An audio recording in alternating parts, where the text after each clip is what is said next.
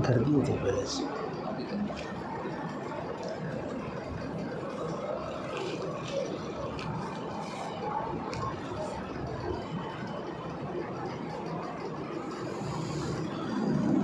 अस्सलामु अलैकुम रहमतुल्लाहि व बरकातुहू। अल्हम्दुलिल्लाहि रब्बिल आलमीन वस्सलातु वस्सलामु अला अशरफिल अंबिया वल मुरसलीन नबीना मुहम्मद व अला आलिहि व अस्हाबिहि अजमईन अम्मा बाद।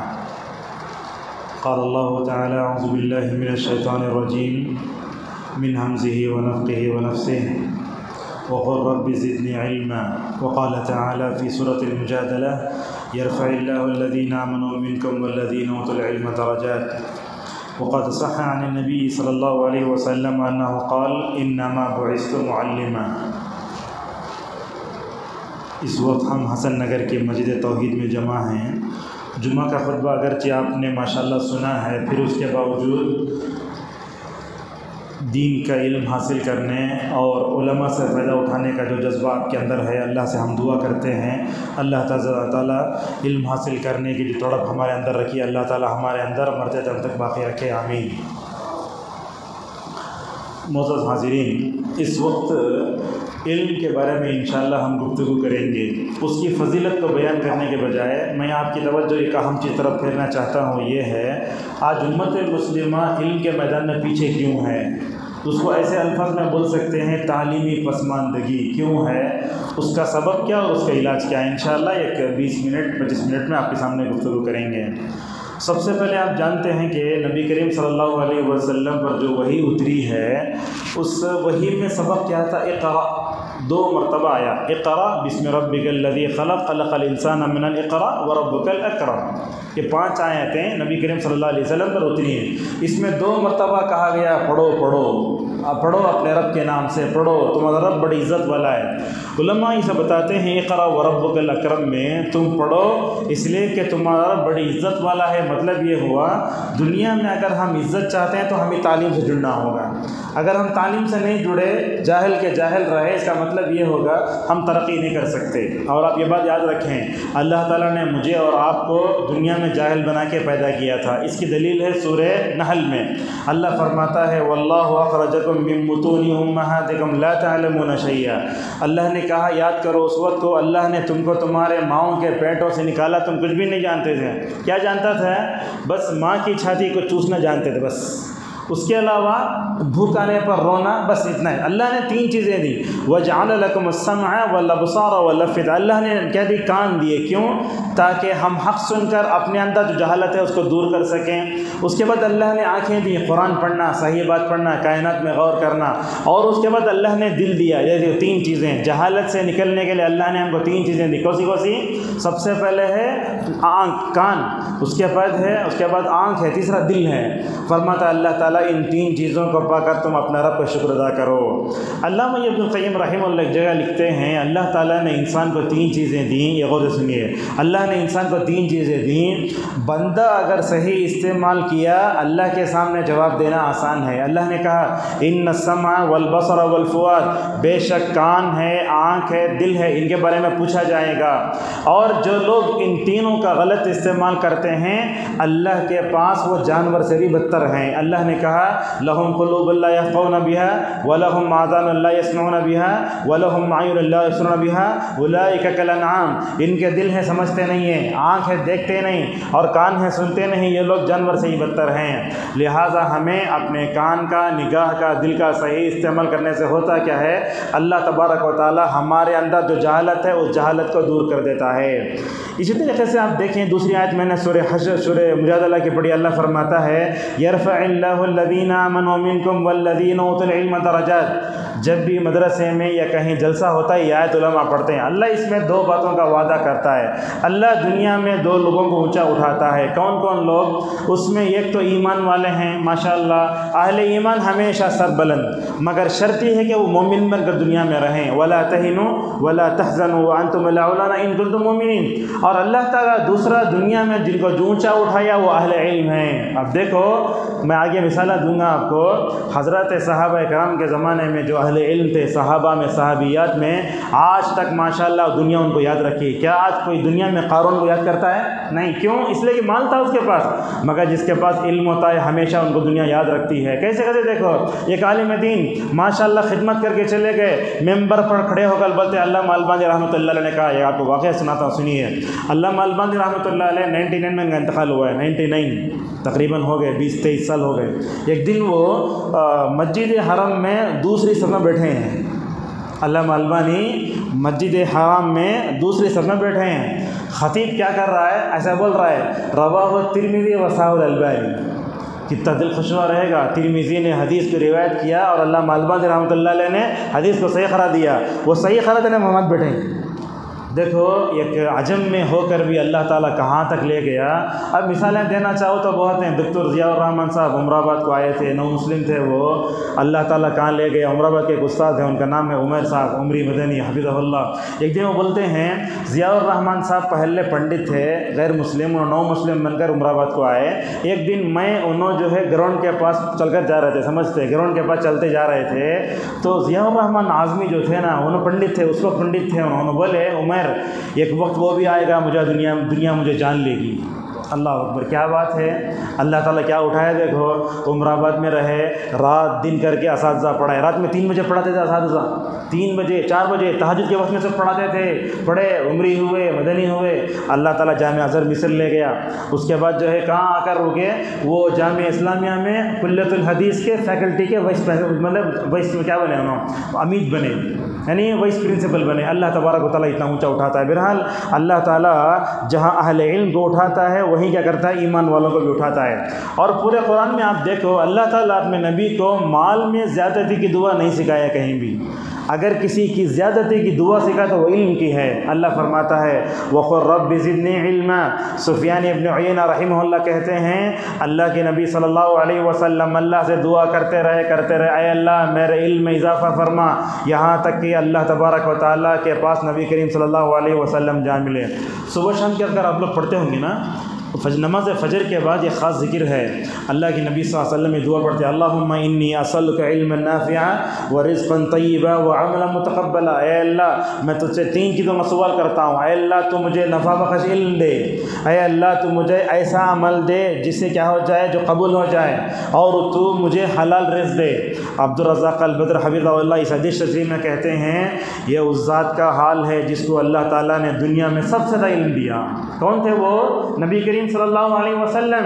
लेकिन अल्लाह के नबी दुनिया में सबसे ज़्यादा इल्म पाकर भी हर दिन नमाज फ़जर के बाद अल्लाह से बोलते हैं, ऐ अल्लाह, तू मुझे नफ़ा बख़श। मसूद रज़ी अल्लाह अन्हु दुआ पढ़ते थे, ऐ अल्लाह, तू मुझे इल्म में इजाफ़ा फरमा, मेरे ईमान में इजाफ़ा फरमा।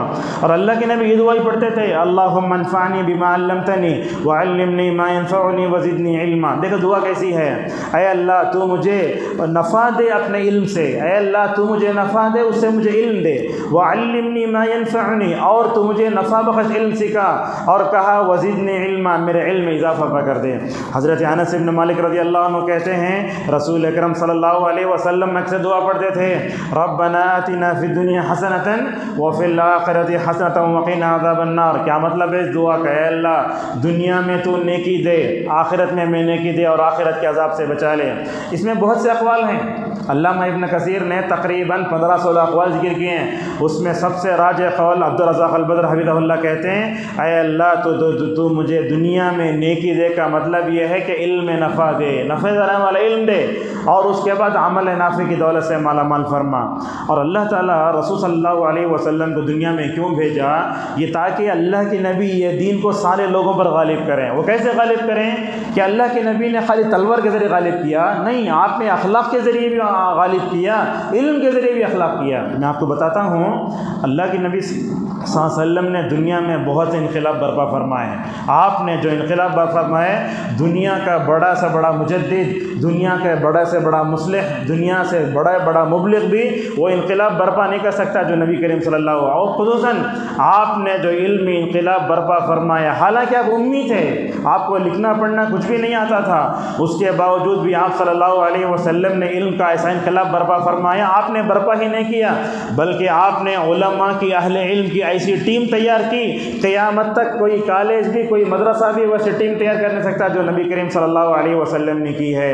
मोअज़्ज़ज़ हाज़िरीन, याद रखें रसूल सल्लल्लाहु अलैहि वसल्लम ने दुनिया वालों को बहुत कुछ दिया, मगर आपकी एक सुन्नत है, वो सुन्नत हमेशा हमें याद रखना चाहिए। वो क्या? अफराद साजी की सुन्नत। दुनिया में उम्मत को हर टीम की ज़रूरत है। आज आदमी को उलमा की भी ज़रूरत है, और जो है लैंग्वेज जानने वालों की भी ज़रूरत है, और उम्मत को कमांडरों की भी ज़रूरत है। आप सल्लल्लाहु अलैहि वसल्लम ने 1 लाख से ज़ायद सहाबा आपने अपने पीछे छोड़े, हर सहाबी अपनी ज़ात में मुकम्मल तौर पर अंजुमन है। मैं आपसे पूछता हूँ, अगर आपके बच्चों में से, हमारे बच्चों में से कोई स्पोकन इंग्लिश सीखना चाहते तो तन में 3 महीने लेते, 6 महीने, 1 साल लेते। अल्लाह अकबर। अल्लाह ताला क्या खुदा सलाहियत दिया था हज़रत ज़ैद इब्न साबित रज़ी अल्लाह अन्हु को। अल्लाह के नबी ने ज़ैद इब्न साबित को बुलाया, ज़ैद देखो ये यहूदी इस्लाम के ख़िलाफ़ साजिशां कर रहे हैं, हम उनकी ज़बान समझ नहीं पा रहे हैं, तुम ज़बान सीखो। बुखारी की रिवायत में आता है माशाअल्लाह 11-12 दिन में ज़बान सीख ली। क्या अल्लाह ताला सलाहियत दिया था, 11-12 दिन में वो पूरी इब्रानी ज़बान मुकम्मल तौर पर सीख चुके थे। और ये बात याद रखो आप, ये कामयाब कौम की पहचान क्या है? तालीम है।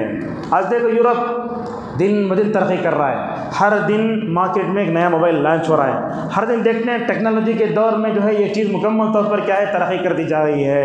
लिहाजा सवाल ये है कि यूरोप ने जो तरक्की की वो किस वजह से की? मुसलमानों की वजह से नहीं की। होता क्या है, हमारे स्कूलों में सब बच्चों को हम लोग क्या बोलते हैं? रैकेट बनाने वाला वो गैर मुस्लिम, वो बनाने वाला यहूदी। ला, याद रखो, अपने बच्चों को बताओ दुनिया को मुसलमानों ने जो इल्म दिया वो किसी कौम ने नहीं दिया।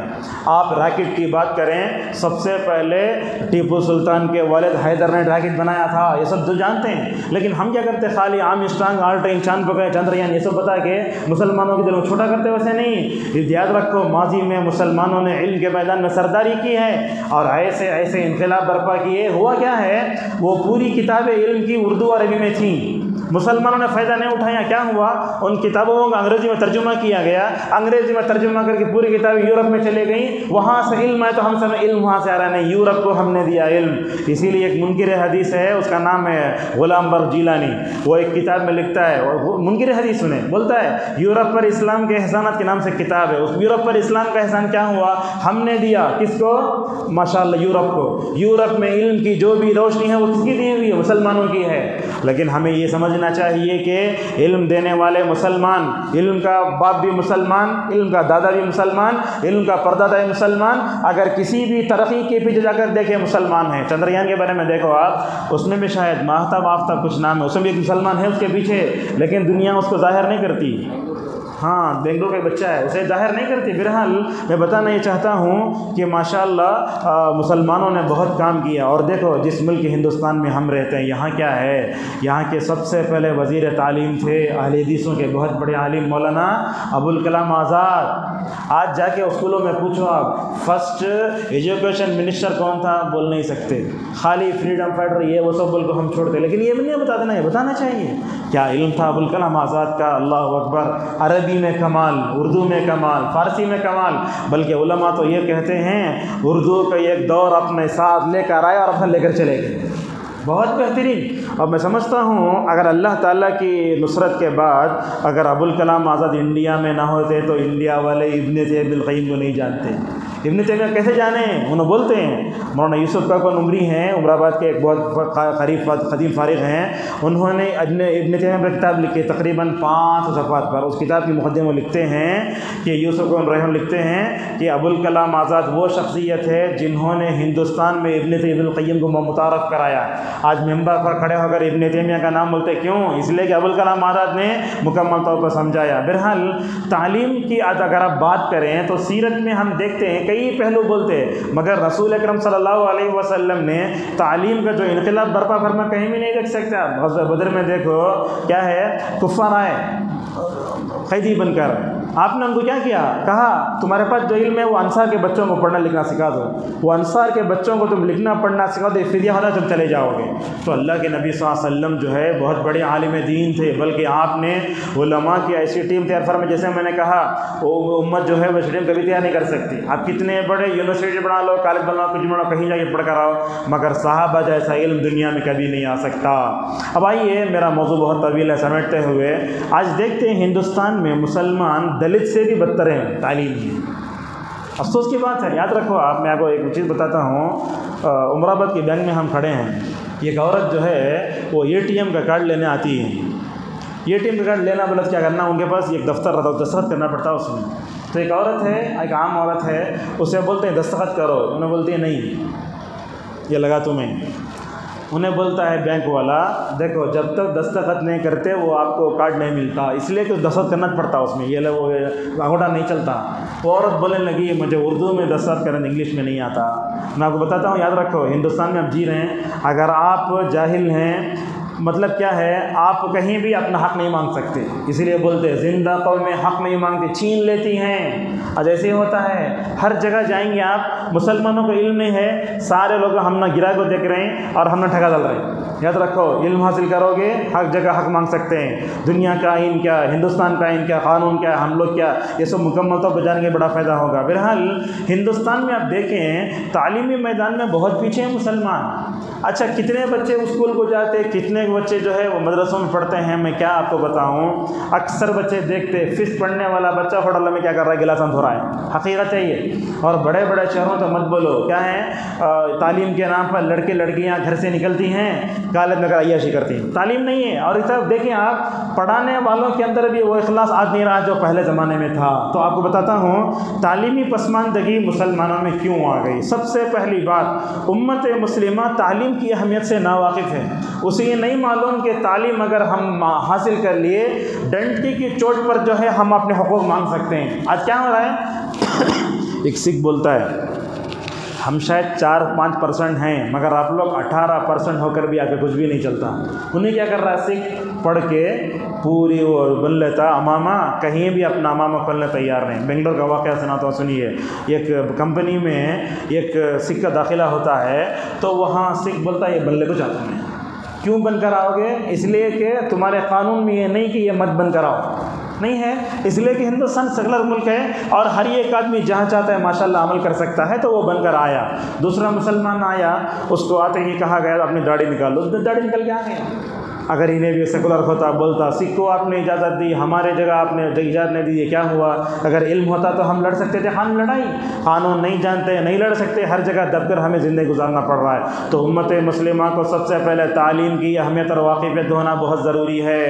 अब बल्कि ऐसा बोलना, तालीम के बग़ैर हर इंसान वैसे तड़पना जैसे मछली पानी से निकलती तड़पती है, वही तड़प हमारे अंदर होना चाहिए। दूसरी चीज़, तालीमी पसमानदगी के असबाब में दूसरा सबब वालिदैन की लापरवाही है। वालिदैन खुद पढ़े लिखे हैं तो अपने बच्चों को क्या बनाएंगे। मेरे वालिद रहीमहुल्लाह हमेशा एक बात कहते थे, कामयाब वालिदैन वो होते हैं जो अपने बच्चों की साइकोलॉजी को पहचानते हैं। बचपन से पूछना बच्चे क्या बनते हैं, डॉक्टर बनते, इंजीनियर बनते, आलिम बनते।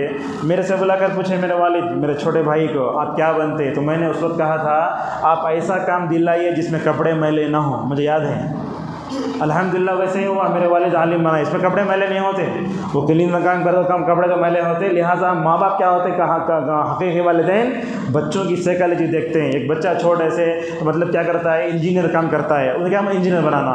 एक आदमी ड्राइंग का काम कर रहा है, उन्हें क्या करता है, ड्राइंगर बनाना होता है। इस तरीके से वालिदैन की लापरवाही। तीसरा, ये गलत इल्म सिखाने का नतीजा। हमारे पास क्या होता है, इल्म की दो किस्में करते हैं, दीनी इल्म, दुनियावी इल्म। ये सही नहीं है, तफरीक़ है। इस तफरीक़ ने हमारे कॉलेजों और मदरसों को अलग कर दिया है। क्या करना, बोलते इब्नुल क़य्यिम इब्न उथैमीन रहिमहुल्लाह, कुल्लु मा यनफ़उका फ़ी दुनियाका व अख़राका फ़हुव इल्म, जो तुम्हारी दुनिया और आखिरत में काम आए वो हकीकत में इल्म है। याद रखो, इल्म की दो किस्में होती हैं, याद रखो। ये क्या है, इल्म दुनियावी दीनी नहीं होता। इल्म क्या होता, नफ़ा बख़श इल्म, नुक़सानदेह इल्म। बस आप इंजीनियर बन रहे हैं, अगर आपका मकसद ये है कि मैं इंशाअल्लाह कौम की खिदमत करूँगा, आपका इंजीनियर पढ़ना बाइस अजर व सवाब। अगर आप लायर बन रहे हैं, इंजीनियर बन रहे हैं, वकालत पढ़ रहे हैं, आप बाइस अजर व सवाब। लेकिन नुक़सानदेह इल्म नहीं पढ़ना चाहिए। कौन सा नुक़सानदेह इल्म, डांस का इल्म, देखो डांस का इल्म, जादू का इल्म। देखते हैं मुसलमान मैनेजमेंट स्कूल है, वहाँ क्या कर रहा है, आज डांस सिखाया जा रहा है। लिहाजा इस तरीके से हमने तुर्की के वीडियो देखा कल, उसमें क्या कर रहे हैं, हर जगह मुसलमानों को डांस सिखाते हैं। वहाँ क्या कर रहे हैं, काबतुल्लाह जैसा बना दिए हैं, हर बच्चे को बोलते हैं देखो यहाँ जवाब से हो तो जवाब कैसे करना, पूरा काबतुल्लाह में बता रहे हैं। तो इस तरीके से वालिदैन की लापरवाही, गलत इल्म सीखने का नतीजा। और एक बात भी है, इल्मी पसमानदगी में पैसों की कमी बोलते हैं। हुकूमत इतना क्या देती है, वो स्कॉलरशिप देती है, कई स्कीमें देती है, फ़ायदा नहीं उठाते। गैर मुस्लिम पूरा फ़ायदा उठाते हैं। हमारे पास क्या, आधार कार्ड में एक एड्रेस, पासपोर्ट में एक एड्रेस, आईडी में एक एड्रेस। हमारे मुसलमान की परेशानी, ये एड्रेस नहीं होता, वहाँ का रिजेक्ट, पासपोर्ट नहीं बनता। बाहर जाने वाला पूरी चीज़ें आती, पासपोर्ट में एड्रेस बराबर है, उसमें एच आया है, उसमें AP है, उसमें TS है, ये सब आता है। लिहाजा याद रखो, ये चीज़ क्या है, पैसों की कमी, ये कोई परेशानी नहीं है आज के वक्त। इसलिए कि आज इल्म जहाँ आसान भी है, उतना महंगा भी है, उतना सस्ता भी है। देखो दिल्ली वगैरह में देखो, दूसरी जगह देखो, माशाल्लाह गवर्नमेंट स्कूल में पढ़ के भी माशाल्लाह पहले लोग कैसे कैसे बनते थे। काका उमर सानी थे, उनके बारे में आता है कि वेलोर का उरीस कॉलेज था, वहाँ के फारिग थे वो। अल्लाह ताला कितना बड़ा काम लिया, वो इदारा कायम हो के 100 साल हो गए। क्या पढ़े हुए, +2 पढ़े हुए, एक ताजिर शनास, एक मतलब दीन शनास ताजिर हैं। तो बोलने का मतलब ये है कि पैसों की कमी ये कोई भी हीला नहीं है, आज वही हो रहा है। हमारे पास पैसे कहाँ हैं, क्या आपको स्पॉन्सर नहीं मिलते, क्या मसाजिद में कोई ऐसा निज़ाम नहीं हो सकता कि यहाँ से स्कॉलरशिप हम जारी करें, माशाल्लाह हो रहा है इस तरीक़ा। और एक बात भी है, मैं तो समझता हूँ पैसे ज़्यादा रहना ये भी तालीम में पसमानदगी की सबब है। वो कैसे, पैसा मिलता है तो लोग क्या करते हैं, गलत जगह खर्च करते हैं। अब्दुल्ला बिन मुबारक रहमहुल्लाह एक मतलब हज करने के लिए निकले, देखो रास्ते में देखे एक लड़की वो कचरे में बैठकर कुछ खा रही है, कचरा खा रही है। अब्दुल्ला बिन मुबारक रहमतुल्लाह अलैह ने देखा, मैं इस फ़कीर को, गरीब को अगर देकर वापस हो जाऊंगा तो ये नफिल हज से भी अफजल है। हमारे लोग साल साल हज को जा रहे हैं, साल साल उम्रे को जा रहे हैं। हमारे पास सनाउल्लाह मदनी एक वीडियो में बताए हैं, वो आज मुसलमानों का पूरा पता शादी महलों में तकसीम क्या हो रहा है, पूरा वहाँ जा रहा है। 4-4 लाख का शादी महल लेना और उसका अय्याशी करना। अगर उसके आधे पैसे तालीम के लिए जाते तो हम ईसाइयत के पीछे होते। हम गुजर रहे हैं हैदराबाद में, इधर उधर बोलते हैं ये ईसाइयों के बड़ा अच्छा स्कूल है, लेकिन कभी मुसलमानों का अच्छा स्कूल क़ायम करने की हम कोशिश भी नहीं करें। मुसलमानों का स्कूल भी है तो क्या, खाली लूटो और उसके बाद क्या है, मैनेजमेंट बुरा और पेरेंट्स से उलझ जाओ, ये हाल है। मगर वहाँ देकर जाकर क्या हाल हो रहा है, तो पैसों की कमी, माल का फितना। और उसी तरीके से मैं आपको एक हकीकत बताता हूँ, सुनिए। सऊदी अरब इल्म पर साल भर उतना खर्च करता है जितना अमेरिका का सालाना बजट है। अमेरिका का सालाना बजट उतना खर्च करता है कौन, सऊदी अरब। माशाल्लाह 1966 से है शायद जामिया इस्लामिया। कितने लोग फारिग हुए, हफीज़ रहमान आज़मी उमरी मदनी रहीमहुल्लाह साबिक़ नाम दारुस्सलाम उमराबाद, उन्होंने वहाँ के सबसे पहले फारिग। हम भी फारिग होकर आ रहे हैं माशाल्लाह, कब से 96 से वो चल रहा है और आज भर।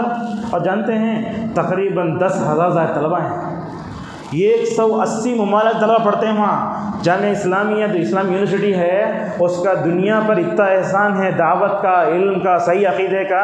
मैं समझता हूँ दुनिया की कोई यूनिवर्सिटी वो काम नहीं कर सकी। कितना फ़ायदा होता होगा देखो। और उसी तरीके से और एक बात भी है, तालीम मैदान में उम्मत क्यों, इसलिए कि सही रहनुमाई से महरूम है। हमारे पास खुतबे होते, बस अनावीन इधर उधर के अनावीन लेके बोल देते। जब स्कूल शुरू होते उस वक्त बोलना तालीम की अहमियत क्या है, जहालत का असर क्या होता, तालीमी बेदारी मुकम्मल तलबा लाना चाहिए। और उसी तरीके से सही क़यादत से महरूम भी है। उलमा क्या करते हैं, वो अपने महल्ले में पाए जाने वाले बच्चों की सही रहनुमाई करे। मैं समझता हूँ पूरे एरिया में कोई भी जाहिल नहीं रहेगा इस तरीके से। और एक बात भी है, वो क्या है, गलत निसाब ये पढ़ा कर भी हम बच्चों को क्या कर रहे हैं, तालीम से दूर कर रहे हैं। ना हल असातिज़ा, स्कूल में क्या होता है, एक उस्ताद ख़राब आ गया तो स्कूल पूरी खाली हो जाती है। आप एक देख रहेंगे पड़ोसी मुल्क, वहाँ की एक वीडियो वायरल हुई थी। इतना अच्छा उस्ताद था वो उस्ताद आखिरी दिन मैं अपने यहाँ पे जा रहा हूँ बोला तो पूरी स्कूल पीछे भाग पाई, लपट लेके क्या होता है, जो उस्ताद होता है रूहानी वालिद होता है। अगर सिलेबस अच्छा है, पढ़ाने वाले अच्छे हैं, तालीम बहुत आसान होगी। तो इस वक्त ज़रूरत है कि हम जो है मुकम्मल तौर पर तालीम के बारे में पैदा करें। और तालीम जो है देखते हैं मुसलमान मैनेज स्कूल में कमाई का ज़रिया बन गई है। और हमारे पास तालीमी पसमानदगी का एक सबब क्या है, अच्छे स्कूलों का फ़क़दान भी है। या तो ले जाके गैर मुस्लिम स्कूल में डालना, इधर उधर डालना, हमारा कोई अच्छा स्कूल नहीं है बोलते। देखो कड़पा पुदुडूर वहाँ जाओ, माशाल्लाह इंटरनेशनल स्कूलों में जाल बिछा दिए लोग, वैसे जाल बिछाना चाहिए। और उस तरीके से जज्बे की कमी भी है। माँ के अंदर इल्म होना, सबसे पहले माँ की गोद इल्म से खाली हुए तो बच्चे पूरे जाहिल बनते हैं। आप देखो दुनिया में बड़ी बड़ी शख्सियतें, इब्न तैमिया को देखो, इब्न क़य्यिम को देख लो, या दोहई इब्न मतलब कौन कौन है, इमाम बुखारी हैं, शाफी हैं, अहमद हैं, इनके पीछे कौन, इनकी माओं का किरदार। लिहाजा माँ की गोद को सबसे पहले इल्म से भरो। इसीलिए अल्लाह मकबल जब कहते हैं मर्द को तालीम देना कमाल की बात नहीं, एक औरत को तालीम देना गोया एक ख़ानदान को तालीम देना है। और उसी तरीके से तालीमी पसमानदगी का एक सबब आज देखते हैं सोशल मीडिया है। दुश्मन क्या करे, हमने खाली खनाले में लगा दिया, पिलाने में लगा दिया, और साथ में इल्म से हटाने के सारे रास्ते ला लिए। आप देखो मदारिस में मोबाइल पर पाबंदी, तलबा छुपा के लाते हैं, स्कूलों में तालीम पर पाबंदी है, पढ़ाता रहता उस्ताद, मोबाइल क्लास में रखते देखते बैठे हैं। तो ये मोबाइल के गलत इस्तेमाल से भी उम्मत बहुत दूर हुई तालीम से। ये भी लिहाजा सोशल मीडिया का हमें गलत इस्तेमाल नहीं करना चाहिए। आज के दर्स की आखिरी चीज़ हम बताकर अपनी बात को ख़त्म करते हैं। अगर उम्मत में तालीम में बेदारी लाना चाहते हैं तो हम सहाबा को नमूना बनाओ। क्या था इल्म? अल्लाह के नबी सल्लल्लाहु अलैहि वसल्लम की बीवी आयशा रज़ियल्लाहु अन्हा, 6 साल की उम्र में शादी, 9 साल में रुखसती। अल्लाह के नबी के तकरीबन 40 साल तक माशाल्लाह, अल्लाह के नबी का इंतकाल के 40 साल तक दुनिया में रहीं, 2250 हदीसें याद की माशाल्लाह। अगर अल्लाह के नुसरत के बाद आयशा ना होती तो उम्मत के लिए बड़ा मुश्किल हो जाता। और ज़ुहरी रहमतुल्लाह आयशा रज़ियल्लाहु अन्हा इल्म के बारे में कहती हैं, अगर सारी दुनिया की औरतों का इल्म एक पल्ले में रखा जाए, अगर आयशा का इल्म एक पल्ले में रखा जाए, सारी दुनिया की ख़वातीन का इल्म भी अकेले आयशा का मुकाबला नहीं कर सकता। अल्लाह अकबर। आयशा का इल्म कैसे था?